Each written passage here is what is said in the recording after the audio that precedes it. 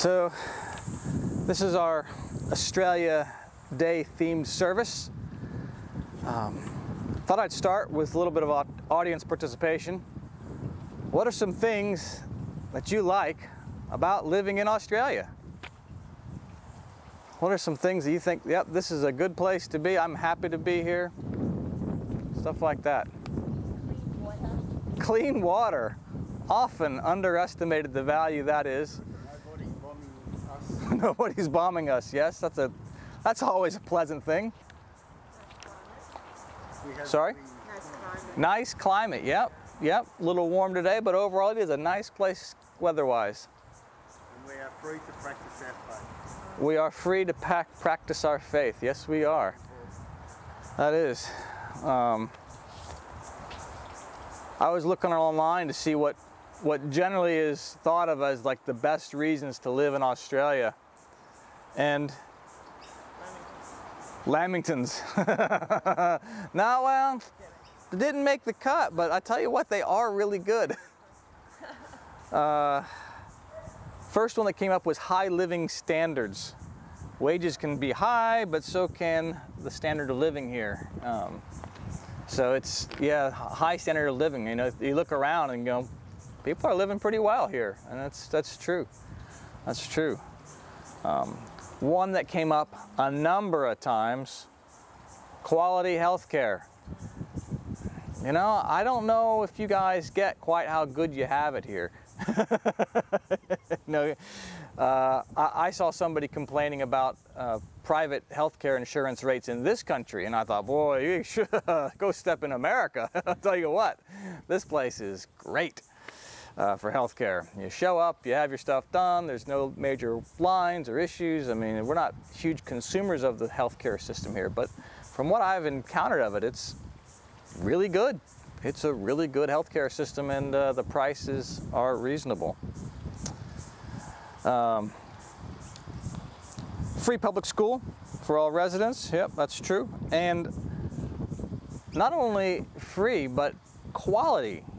Apparently, Australia ranks 4th in the world as far as the quality of the schools here, ahead of the United States, France, the Netherlands, and some other countries who spend a lot more money.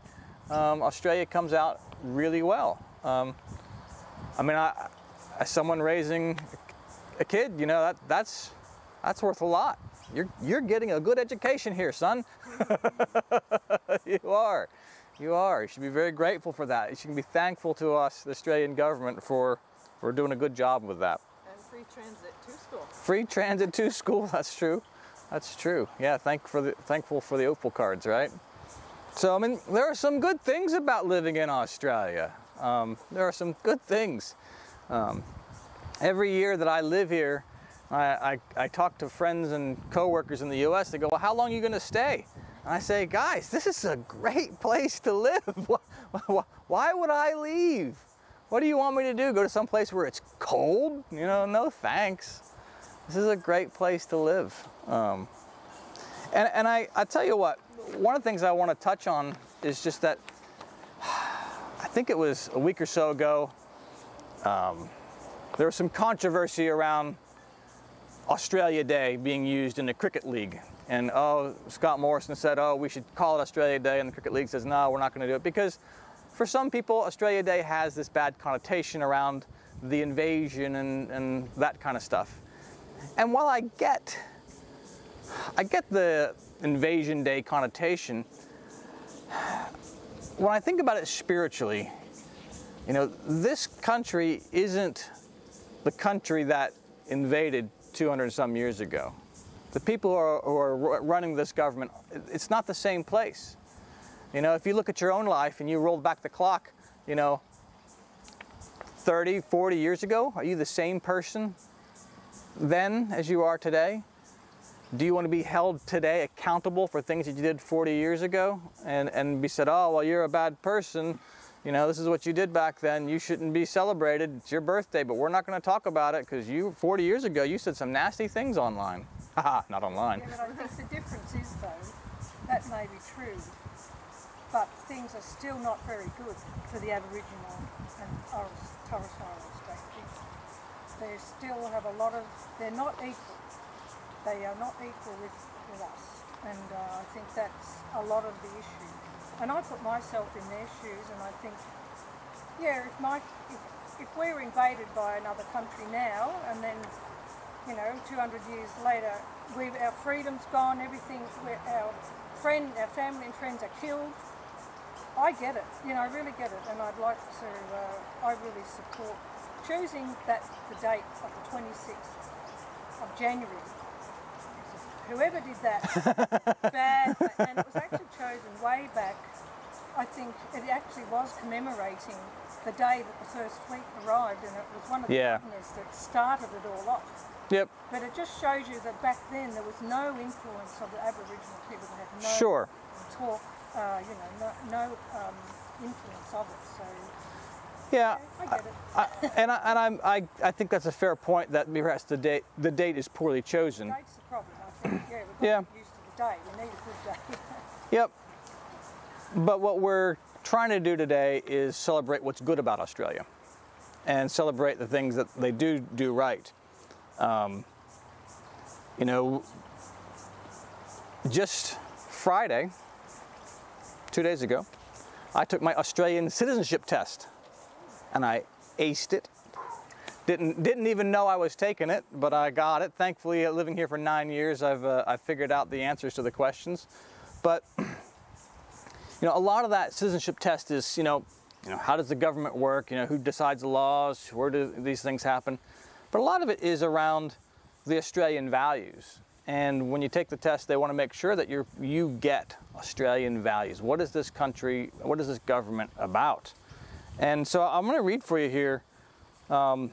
Here's what it says. It says, I confirm that I have read or had explained to me information provided by the Australian government on Australian society and values. I understand that Australian society values include respect for the freedom and dignity of the individual, freedom of religion, freedom of speech, freedom of association, including the freedom not to follow a particular religion, commitment to the rule of law, which means that all people are subject to the law and should obey it, parliamentary democracy, where our laws are determined by parliaments elected by the people, those laws being paramount and overriding any other inconsistent religious or secular laws, equality for all people, a fair go that embraces mutual respect, tolerance, compassion for those in need, equal opportunity for all, and finally, the English language as the national language as an important unifying element of the Australian society.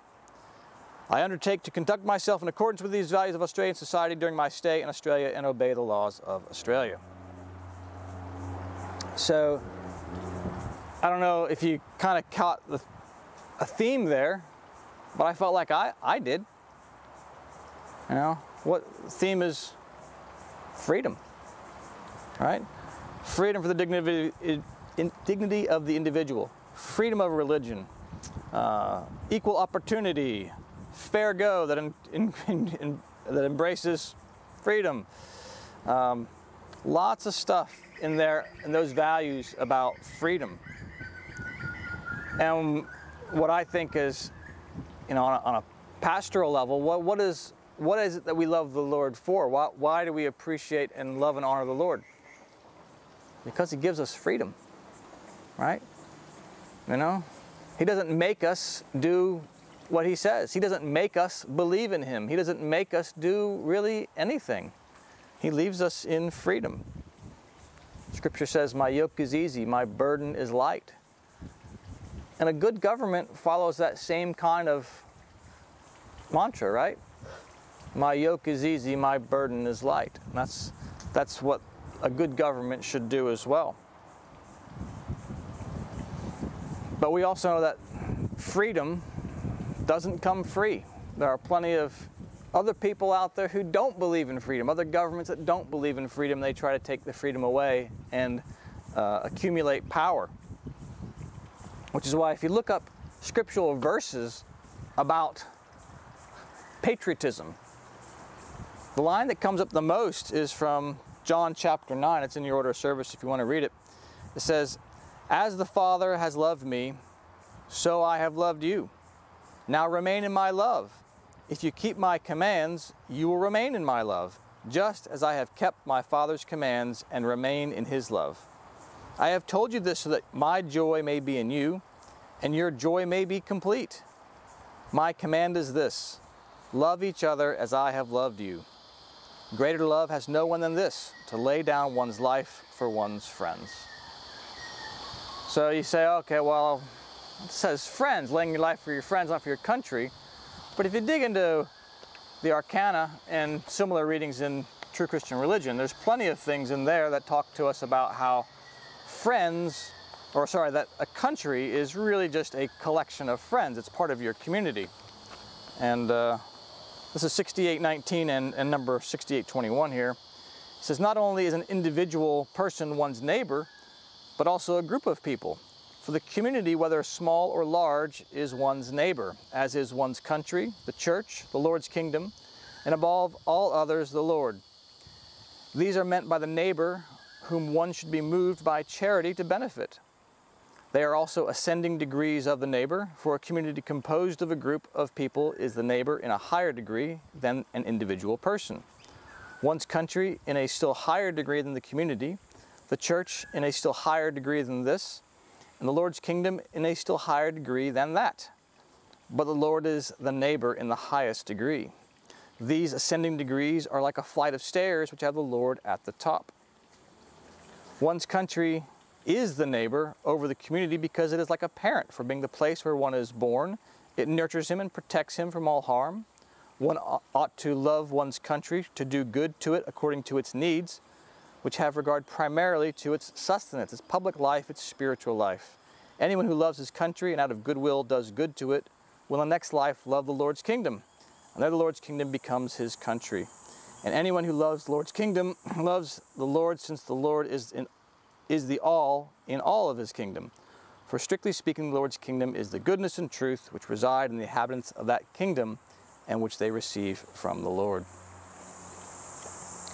So we are supposed to see our country as our neighbor, and yeah, we have to lay our life down for it if need be, because it's that neighbor that fights for us. It's that neighbor that, you know, is our brother, and that we share this land and we share the benefits and the privileges of this country with each other, and sometimes we may have to stand up and fight for it. And when you think about the country in those kind of terms, about freedom and freedom from oppression, you start to see this theme pop up a lot in the Word, right? How many stories in the Word are there about freeing people from oppression, right? The Lord reminds them, I freed you from your oppressors of Egypt. Go into the promised land. They go in the promised land and well, them there. Philistines, Moabites, Romans, it's just that there's every step along the way, they get oppressed. Midianites come in and Gideon says, oh, I'm a weak man, I can't save you. The Lord says, yes, I can save you. I can restore the benefits of a good life to you if you just do what I say. And I think that's what if you look at those Australian values, those are saying a lot of the same things that we get in religious laws. Be nice to each other. Give everybody a chance. Be kind and follow the laws, right? Isn't that really what most religion is? Be nice, follow the rules, everything will be fine. That's what the government's trying to do for us as well. So, you may not agree with all the laws in the country, and the country isn't perfect. That's true. None of us are perfect either. But one of the things that's given to people as an imperative, as a spiritual person, is that we are supposed to look and find the good in others. And just as we find the good in others, we find the good in our communities, we find the good in our state, we find the good in our country. And we're supposed to nurture that, and yep, nobody's perfect, no country's perfect. We got to do our best to work with that too. But I think Australia is a country that we can be proud of, and that we can say, yep, we're doing a lot right here. Everybody's trying their hardest. They're giving it a fair go, and they're given a fair chance. So,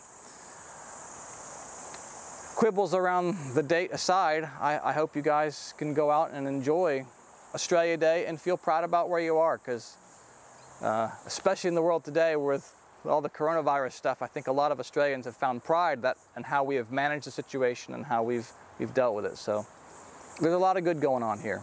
And I hope hope we all have a chance to appreciate that this weekend. Amen.